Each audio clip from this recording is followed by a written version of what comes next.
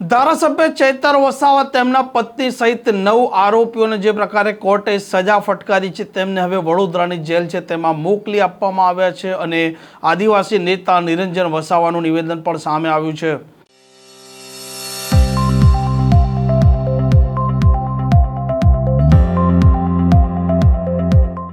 નમસ્કાર, આપ જોઈ રહ્યા છો હોટલાઇન ન્યૂઝ અને હું છું આપણી સાથે તોફિક ગાંચી। ડેડિયાપાડાના ધારાસભ્ય ચૈતર વસાવા છે તેમના વિરુદ્ધમાં પોલીસના ચોપડે અલગ અલગ પોલીસ સ્ટેશનમાં કુલ 19 જેટલા ગુના નોંધાયેલા છે અને વર્ષ 2023ના મહિનામાં જે પ્રકારે વન વિભાગના કર્મી છે તેને માર માર્યો હતો, હવામાં ફાયરિંગ કર્યું હતું ને ખંડણી તેમના માણસોએ લીધી હતી તે મામલો નર્મદાની કોર્ટમાં ચાલી રહ્યો હતો અને અંતે નર્મદાની આ સેશન કોર્ટે ચુકાદો આપ્યો જેમાં ધારાસભ્ય ચૈતર વસાવા તેમના પત્ની સહિતના 9 આરોપીઓ છે તેમને 7 વર્ષની સજા ફટકારવામાં આવી છે। તેમને વડોદરાની જેલમાં હવે મોકલી આપવામાં આવ્યા છે અને આદિવાસી નેતા નિરંજન વસાવા સામે આવ્યા છે।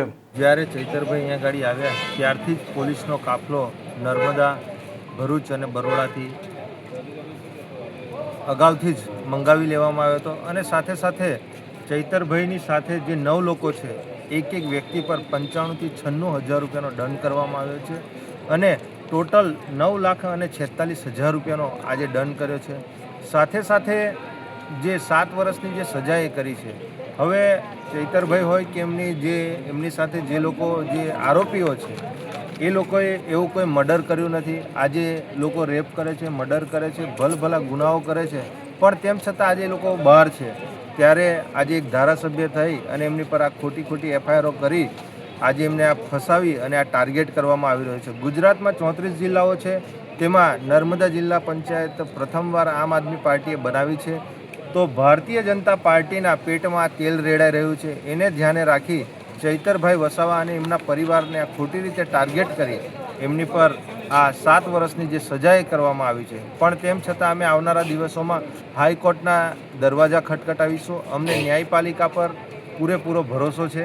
આવનારા દિવસોમાં ચૈતરભાઈ નિર્દોષ છે અને એમની સાથેના તમામ લોકો નિર્દોષ છે, કેમ કે કોઈ પણ જાતના એવિડન્સ પુરાવા મળ્યા નથી।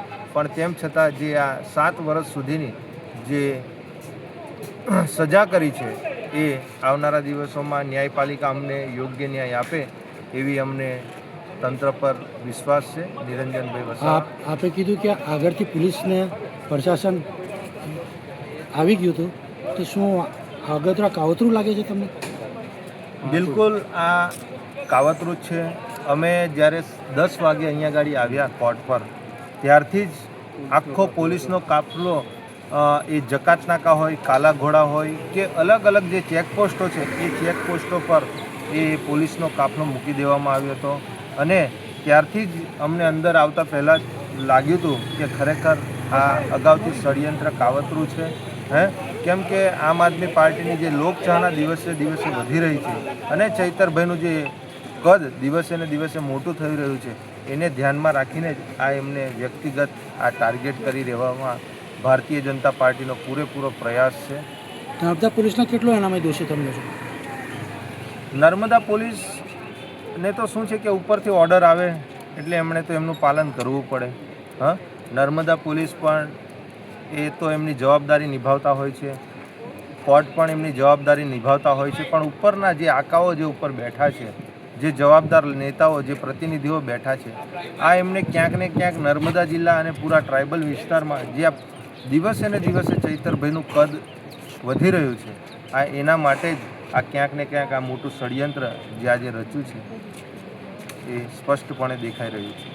આમ આદિવાસી નેતા નિરંજન વસાવાનું કહેવું છે કે ધારાસભ્ય ચૈતર વસાવા છે તેમને જેલમાં મોકલવા માટે ભારતીય જનતા પાર્ટીએ અગાઉથી ષડયંત્ર ઘડ્યું હતું અને આદિવાસી અવાજ દબાવવાનો આ પ્રયાસ છે।